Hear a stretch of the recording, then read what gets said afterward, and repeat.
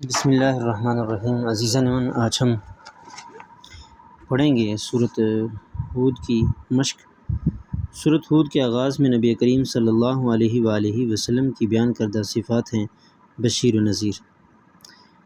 قوم سمود پر نازل ہونے والا عذاب تھا آندھی اور طوفان۔ حضرت صالح علیہ السلام کی قوم کا نام تھا سمود، اور حضرت نوح علیہ السلام نے اہل ایمان کو عذاب الہی سے بچانے کے لیے تدبیر اختیار کی، کشتی بنائی۔ دو بیٹوں کی خوشخبری دی گئی حضرت ابراہیم علیہ السلام کو۔ آگے سورۃ ہود کی فضیلت میں ایک حدیث مبارکہ کا ترجمہ لکھیں۔ تو یہ آپ جب کتاب میں سے دیکھیں گے تو آپ کو سمجھ میں آ جائے گی یہ بات اچھی طرح سے۔ یہ جی حضرت عبداللہ بن عمر رضی اللہ تعالیٰ عنہ سے روایت ہے کہ ایک شخص رسول اللہ صلی اللہ علیہ وسلم کے پاس آیا اور عرض کیا، اللہ کے رسول مجھے قرآن مجید پڑھائیے۔ آپ نے فرمایا ان 3 سورتوں کو پڑھو جن کے شروع میں الف لام را ہے۔ تو یہ ہے سورت کی فضیلت۔ اگلا سوال ہے سورۃ ہود کتنے رکوع ہیں اور کتنے آیات میں مشتمل ہے؟ تو اس کا جواب ہے کہ سورۃ ہود کے 10 رکوع ہیں اور 123 آیات ہیں۔ اس سے آگے ہے کہ سورۃ ہود میں بیان کیے گئے 2 احکام۔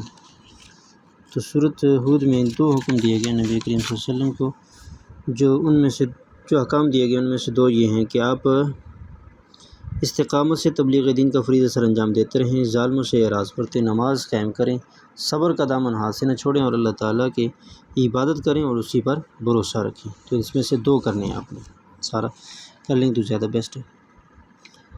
آگے سورۃ ہود کا مرکزی موضوع کیا ہے؟ سورۃ ہود کا مرکزی موضوع ہے عقائد اسلام کا بیان جن کو تاریخی حقائق اور عقلی اصولوں سے واضح کیا گیا، یعنی عقائد اسلام کا بیان ہے اس میں۔ اس سے آگے ہے جی سورۃ ہود کی آیت نمبر 24 میں مومن اور کافر کو کس مثال سے واضح کیا گیا ہے؟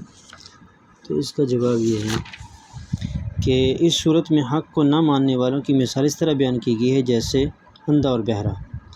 حق کو قبول کرنے والوں کی مثال اس طرح ہے جیسے دیکھنے اور سننے والا۔ جس طرح اندھا، بہرا اور دیکھنے سننے والا آپس میں برابر نہیں ہو سکتے، اسی طرح مومن اور کافر بھی آپس میں برابر نہیں ہو سکتے۔ مومن کا ٹھکانہ جنت ہے اور کافر کا ٹھکانہ جہنم ہے۔ تو یہ آپ نے لکھنا بھی اور یاد بھی کرنا ہے۔